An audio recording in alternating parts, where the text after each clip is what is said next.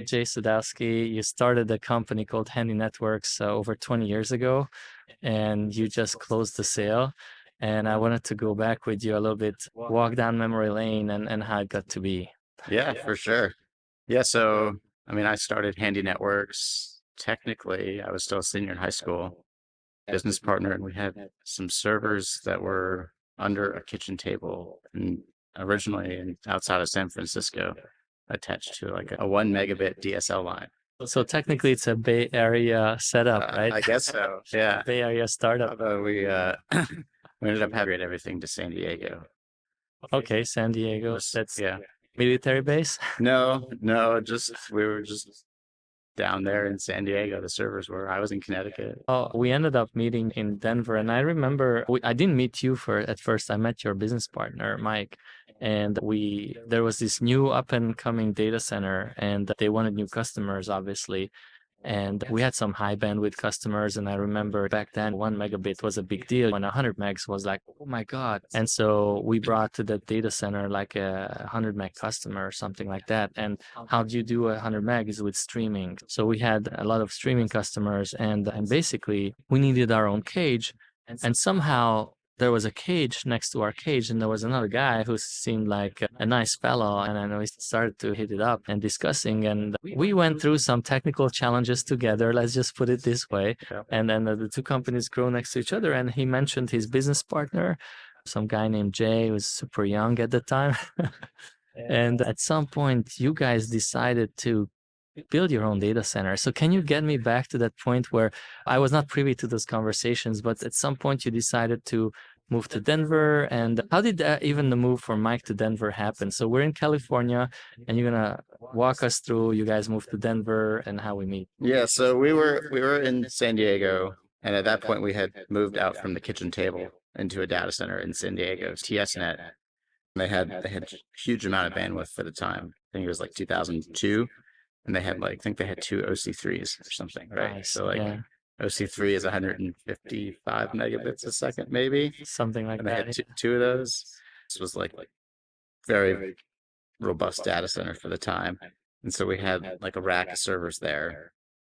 And my business partner decided that he was going to move. He wanted to move. Didn't give you much of a choice. No, not really. So he started looking at different cities. I think like we did St. Louis. He looked at the Denver area. There was a couple other tier 2-ish cities. And they ended up settling in the Denver area because his wife had family in Denver.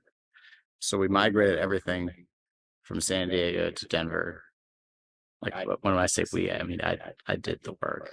Wow. And it was all everything we did then really was shared hosting. So the servers full of shared hosting accounts. And it was all Windows, and did all the migrations. Set up new gear in Denver. And then we migrated everything, updated the DNS, like cut over all the email.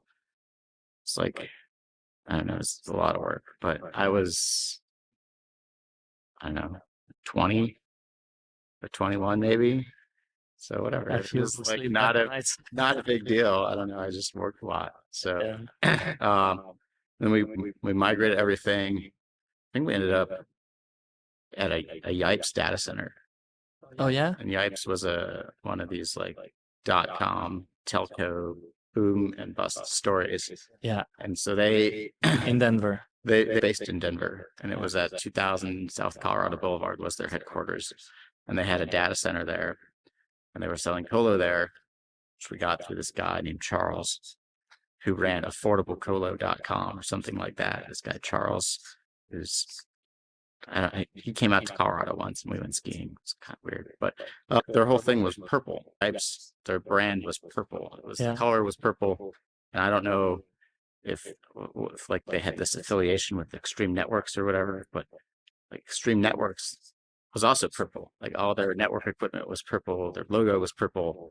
So like everything in the data center was purple. Like the racks were purple. The floor was purple. Like the walls were purple. The ceiling tiles were purple. Everything was purple. It was very strange. And we had this rack. Actually, I think we ended up with 2 racks, but it was like on the second floor, but it wasn't a real second floor. It was like they put in like a lofted raised floor. that was Oh, like yeah. maybe, I don't know, 10 feet, but you had to use a scissor lift to get up Oh, to the second floor. Had all of our stuff there. And then ended up having financial issues. So we were there maybe, I don't know, a year and a half or 2 years or something. They had financial problems because yeah. they filed bankruptcy and all that stuff. And it seemed like they were going to shut the data center down, or I don't know. We were worried that they were like basically like on the brink of catastrophic failure as a company, which I think actually ended up happening. We ended up moving the people that ran a company called Ventures Online in the middle of the night, 2 racks of the Yipes data center to the Venture Online data center. The school of .com days. And we were able to keep all the IP addresses because they were also Yipes customers. Oh, yeah. So like they let us move the IPs because they were Yipes IPs at the time. Yeah. And so we moved everything over to Ventures Online, and they were in this data center. Uh, their lease ran out. They also got acquired by Data 393 Oh, yeah. because we ended up at Data 393. So then everything in that data center had to get moved into Data 393 because the release ending, and Ventures Online got Data 393. I didn't realize that it was the acquisition that brought you to Data 393. Yeah. Okay. I think like All right. it was a weird thing though, because I'm pretty sure separately we were already looking for other space or more space, and like, we had already been talking with Data 393, Oh, yeah. and they were very proud of their data center, Yeah. and the price reflected that. They inherited some other .com bus data center. Yeah, The owner, Hello.com, yeah, I think. yeah, the owner actually owned the building, and basically the people who built out the data center, they folded. Yeah, You know? yeah. And so he was with a data center in his hands. So he was like, okay, I'm gonna start a data center business. And yeah, and what was really interesting about the data center is that it was also a pop, like a major US pop. What was the name of the major link that was going through? Do you remember the name of the fiber link, that company? I mean, Savis had a big. Savis, that's Yeah. right. So Savis was like a US worldwide provider, and worldwide, but also a major US provider of internet link. And they had, and that was not OC3s anymore. Those were 768s, right? And the switches, or yeah. Well, I mean, they had crazy amount of bandwidth in Yeah. there. So basically, on an average day, the throughput was 0.5% of US internet traffic. And on a peak, they could handle like up to 20% of US internet traffic, East Coast to West Coast. So between Wall Street and the Bay Area. Yep. And that was pretty impressive because I know one of the engineers, and he could open up the fiber box, like the fiber, like the internet could be. I think another name. I'm bad with names. Yeah, yeah. Tech guy. Yeah, I don't know. We were friendly with one of the Savis guys there. Yeah. But But he would open the box and he said, Balaj, you can't touch the internet. And so he would touch the internet. I was like, it was impressive. But so we ended up, both of us there. And so at the time, you were part of that move. You came down to do that move in person, or was it only Mike? I'm trying to remember. No, I helped with the move. Definitely helped with the initial move. Because I think that by that time we had like 5 racks. And that was 2006-ish already, or Somewhere, maybe 2005. 2005. Okay. Because we ended up at 1801 by early 2007. Yeah. I feel like we were Data 393 for a little bit. But I was definitely there, and we had like 5 racks. Because I remember one of the things that the move that logistically was like just all the cables. Oh, yeah. Like, and we wanted to, and this is like before in like other places that held like just size power cables and things like that, like readily available cheaply. And so like we ended up having to source all these power cables because we wanted things to try to be nice and tidy. Yeah. Yeah. I know. And that's when you hired Eric, or no, Pete. Yeah, Pete was like December 2006. Yeah. So after the move. Just before the move. Okay. Yeah. And okay, so you install yourself a Data 393. Or I meet Mike, your partner, and then at some point you guys grow out the space, right? So what happened? How did you grow out of Data 393? Yeah, we ended up filling up, like I think we had 5 racks or something, and then we wanted more space, and they didn't want to give us more space in the real data center.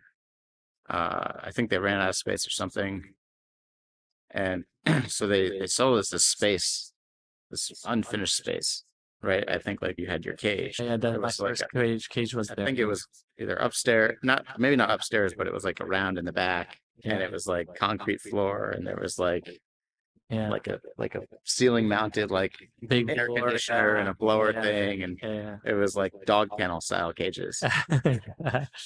right? That's right. That's right. And we ended up putting in the bed racks there and the cheap Yeah. towers, yeah, and growing the dedicated server business that way, Yeah. which was an interesting strategy. But then we grow out of that space too, right? Yeah, yeah. Well, and like we got Data 393 because they basically said, "Hey, now we need you to move out of that space, out of that cage space, because we're going to turn that into real data center space. So you're going to have to move all that stuff, and your rates are going to go up. By the way, Yeah. like I don't know. I guess we weren't very happy about that in general. Like our rates were, I think, literally going to go up like 200%. It was a very big increase. And like now we had already had our own IP addresses. We had our, routers, and we're doing BGP and all that stuff. So it made it like easier to migrate to a new data center entirely. What we ended up doing is, I mean, we found a space in downtown Denver. Like we looked at a bunch of different spaces, and this was an existing data center that had been abandoned, and it's a really good deal. The rent was like subsidized by the old tenant for the first year, and they gave us, I don't know, like $150,000 to renovate it, like make it functional again. So we did all that. We did that project. We ended up going way over budget. We actually used part of the life insurance money that my dad got my mom dying to finish the renovation. Just kind of a crazy story. Then we moved in, it was a disaster. There was like cooling air. The HVAC contractor screwed the whole thing up. And it was like super stressful, but all worked out in the end. So then, yeah, we migrated out of Data 393 over the course of a couple weekends. Like like foam mats, and like unracked all the servers, and like one layer of servers, and then like a layer of foam, and then like more servers and more foam. Yeah. And then we drove them all downtown, and like I remember that because a few months later, I just followed right along and we basically filled nicely in a new data center, which you basically inherited and made it work. yeah, So that's no small feat. So let's take a pause here and then we'll pick it up. Okay. sounds good.